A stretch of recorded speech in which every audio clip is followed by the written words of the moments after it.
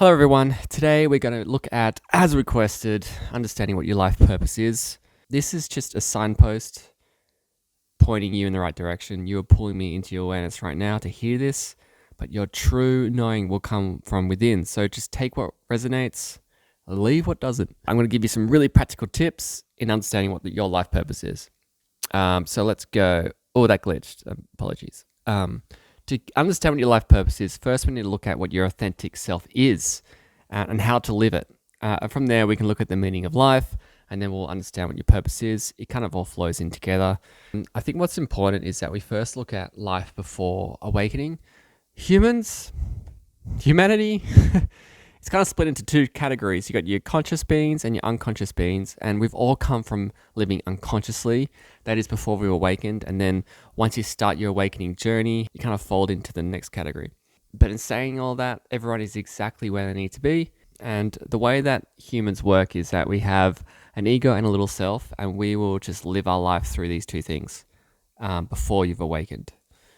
I'll show you how this works. Now, the ego has many things, but we're first going to look at thoughts. The ego is creating thoughts constantly. It has about 60 to 100,000 thoughts a day, some research shows. Other research shows that you have clusters of thoughts, and in those clusters, there are about 6,000 clusters. Either way, you're having tons of thoughts just happening all the time.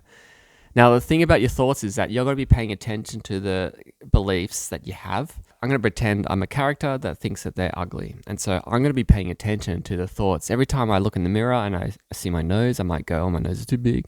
Or I see a photo, oh, I don't smile nice in my photo. It's because I have a belief.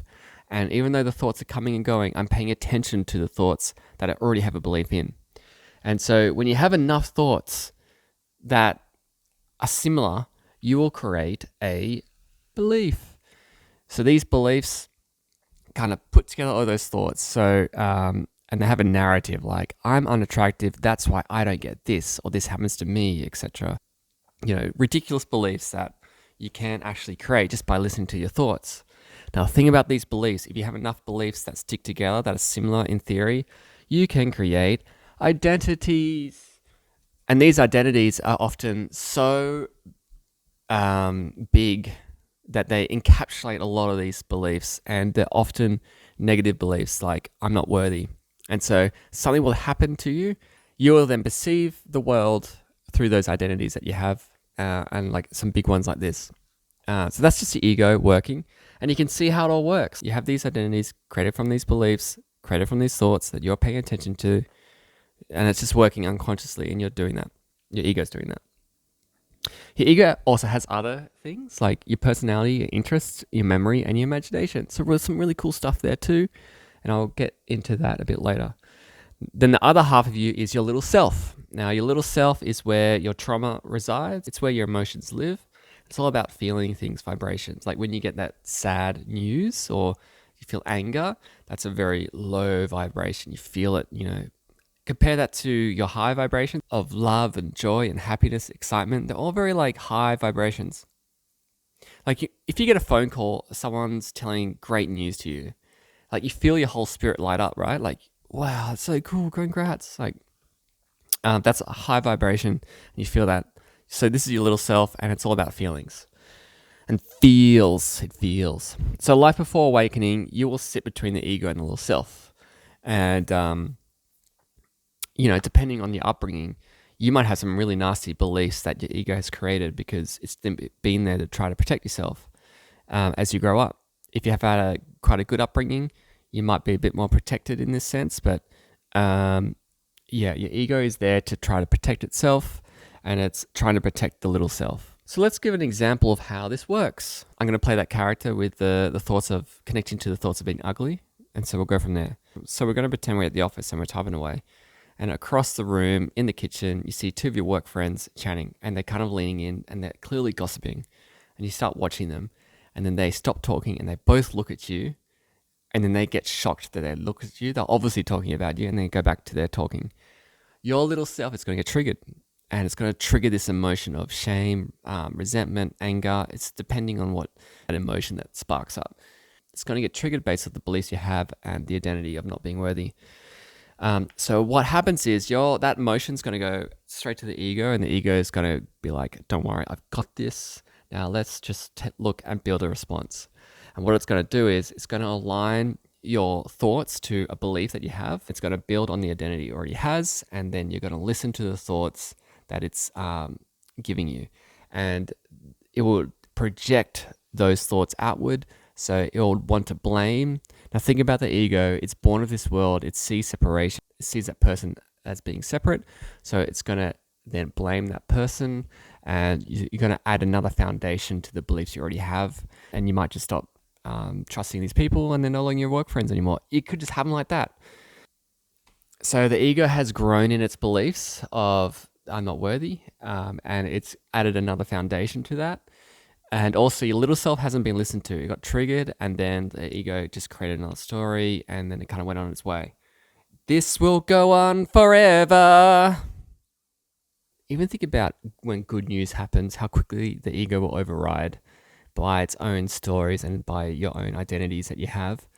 Like, I was working in this office job, and I loved this job as I was a strategy director at a media agency, and it was great. And I was there for about a year, and my boss pulls me into the office, and she's like, "Look, we've got to keep this secret because not many people are getting a raise this year, but you've been doing such a great job, and I know you've only been here for a year. Here's an extra 4K in your salary." And, it's like, wow, that's so cool. But how quickly does the ego come in based off the identities, based off your beliefs? And like mine was coming in being like, how come it's only 4K? Like the stories it would say, it was just insane when you say it out loud. Like, and that's what the ego does. It just wants to create stories based off the beliefs and identities you have.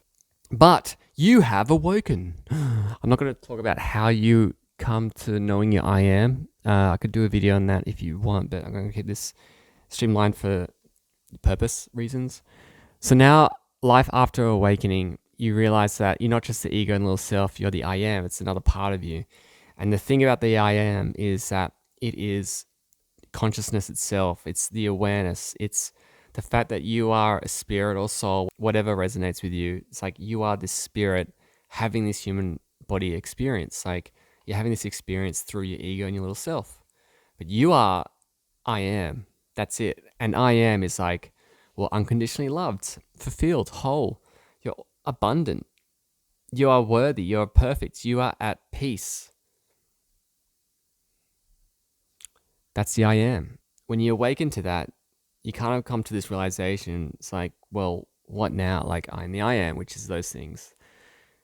But I have the ego, my little self. Like, what am I doing? Like, what am I supposed to do?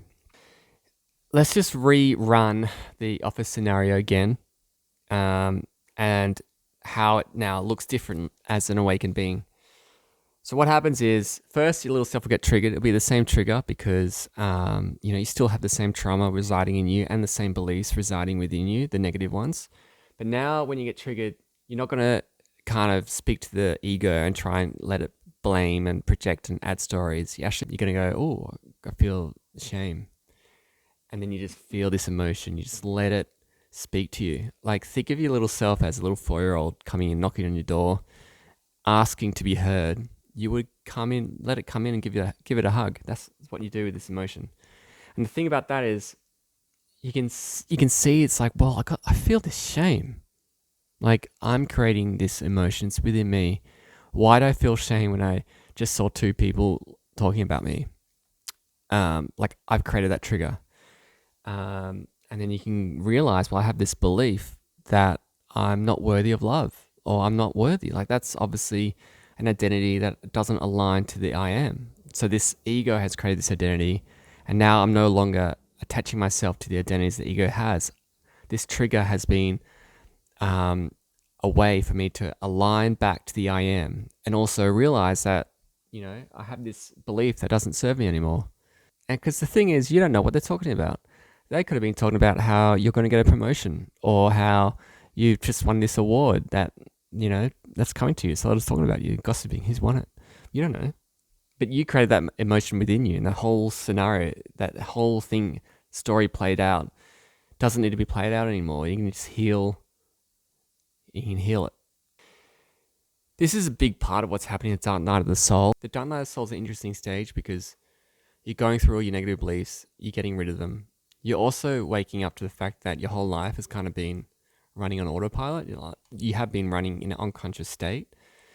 And you're questioning everything and you're just seeing how the world is running. And yeah, it can be quite heavy during the stage. Don't worry, it's just a stage. So now you realize you're the I am, you're the awareness, you're the consciousness, your spirit, soul having this human body experience through the ego and little self. But when you look at the ego, you got your imagination, your interests, and your personality. They're really good stuff. Like you chose to come down into this body with this. You chose it. And so like you have these set interests that spark joy within you, like that are very unique to you. That's part of your ego. And you have your personality too, which is like unique. And when you think of the things that bring you excitement, you can feel your little self get excited, right? Like it brings joy and excitement. And when you follow those actions, those interests with actions, you will see your vibrations raise. And within that, you'll see people around you also expanding their vibrations. We're getting a bit closer to understanding your authenticity because you can use your ego for intent, like what brings you joy, what brings you excitement. Your ego, your brain is a powerhouse for intent. Apply your imagination. What do you want to experience now that you've awakened? What do you want to share with the world as you're a unique expression of source itself? And by doing that, you'll be raising your vibrations through your little self. Yes, you'll still be healing, but like each trigger will become a welcomed gift because you're like, oh, sweet, I still got something to work on. It's great. Um, and but it's all now. The big change is that you no longer have any identities with that ego.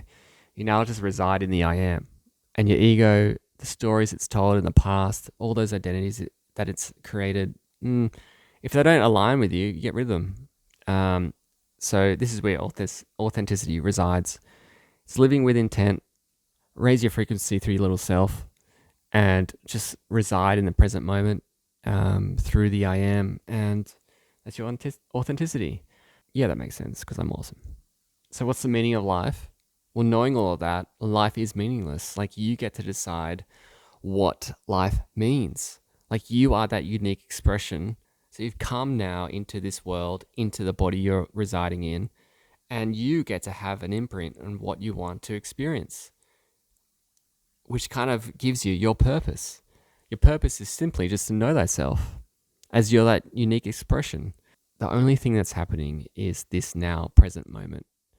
And you can use that now moment to learn more about yourself. And in totality, you'll be learning more about God or source or all that is, whatever word you align to. Because you are a unique fractal of source itself, having an experience that has never been experienced before. So that means you are providing a whole new insight into what source is or what God is. And that gives you intrinsic value. So simply by knowing yourself, by understanding, like even when your little self is feeling sadness or anger, it's an opportunity to realign to your I am. And from that, you can understand more about yourself through that moment you just had. If you've got any questions, let me know. And I love you.